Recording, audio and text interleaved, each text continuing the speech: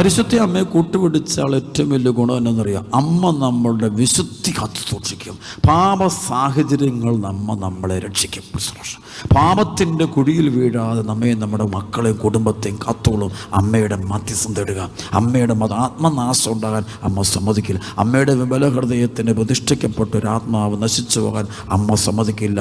അമ്മ എങ്ങനെയെങ്കിലും നിന്നെ മാരക പാപത്തിൻ്റെ കെണിയിൽ നിന്ന് മാരക പാപത്തിലൊക്കെ ആളുകൾ വീണു പോകുന്നുണ്ട്. കാരണം പരിശുദ്ധ അമ്മയോടുള്ള ഒരു ആത്മബന്ധമില്ല, വിശുദ്ധിയൊക്കെ നഷ്ടപ്പെട്ടു പോകുന്നു. നല്ല ഹൃദയം കൊണ്ട് അമ്മയോട് പരിശുദ്ധ അമ്മയോട് ബന്ധം കുറവാണ്. അതുകൊണ്ട് പരിശുദ്ധ അമ്മയോട് ആരെല്ലാം ഐക്യപ്പെടുന്നുവോ അമ്മ അവരെ സംരക്ഷിക്കുക. അമ്മ ഈശോയുടെ തിരുമുഖം അവർക്ക് കാണിച്ചു കൊടുത്തിരിക്കും. അമ്മയുടെ വിമല ഹൃദയത്തിന് നിന്നെ നിന്റെ കുടുംബത്തെയും എപ്പോഴും പ്രതിഷ്ഠിച്ചു കൊണ്ടിരിക്കുക. പറ്റുമെങ്കിൽ എല്ലാ ദിവസവും ഒരു ദിവസം പോലും മുടങ്ങാതെ പരിശുദ്ധ അമ്മയുടെ ജപമാല ചൊല്ലുക.